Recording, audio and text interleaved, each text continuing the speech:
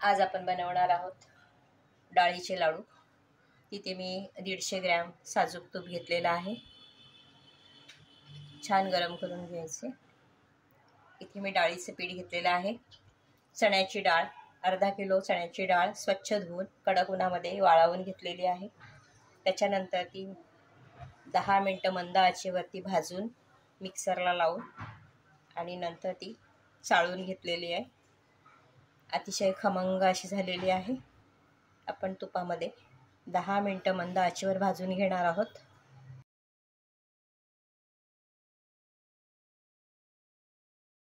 गॅसची फ्लेम एकदम मंद ठेवलेली आहे, म्हणजे लहानच ठेवलेली आहे।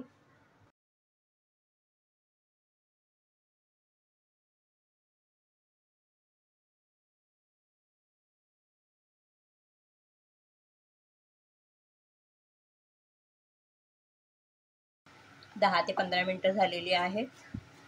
बेसन आपलं छान खमंग भाजून झालेलं आहे। आपण त्याच्यामध्ये टाकणार आहोत ड्रायफ्रूट। तर इथे काजू बदाम पिस्त्याचे काप घेतलेले आहेत 3 टेबलस्पून, छान मिक्स करून घ्यायचे आहेत। त्यातच टाकणार आहोत 1 चमचा वेलची पावडर आणि थोडंसं जायफळ। छान मिक्स करून घ्यायचे।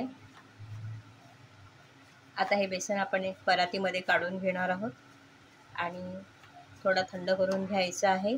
कोमट असतानाच त्याच्यामध्ये आपण साखर मिक्स करून घेणार आहोत। तर मी गॅसची फ्लेम बंद करते। बेसन छान थंड झालेलं आहे, म्हणजे साधारण कोमट आहे। त्यातच आपण पिठी साखर मिक्स करणार आहोत। तर इथे मी 350 ग्रॅम पिठी साखर घेतलेली आहे आणि हे आता छान असं मिक्स करून घ्यायचे आहे, कुठेही गुटल्या होता कामा नये। मिश्रण छान मिक्स करून झालेलं आहे। आता आपण ह्याचे लाडू वळवून घेणार आहोत। तुम्हाला हव्या त्या आकारामध्ये लहान मोठे लाडू ह्याच्यामध्ये वळवू शकता। इथे मी याला मनुका लावत आहे, तुम्ही तुमच्या आवडीप्रमाणे ड्रायफ्रूट लावू शकते।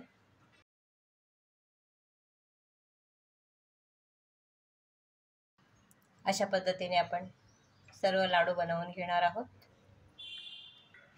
आणखी एक बनवून दाखवते।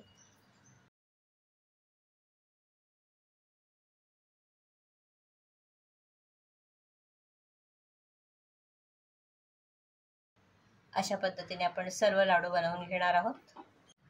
मैत्रिणींनो, तुम्ही आत्ताच पाहिलात की माझ्या आईने असा सुंदरसा लाडू असा वळून दाखवलेला आहे।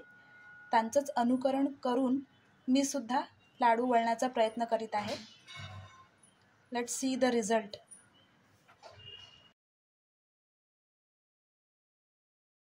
हे पहा, घेतलेल्या मिश्रणामध्ये आपले मध्यम आकाराचे 30 लाडू बनवून तयार झालेले आहेत।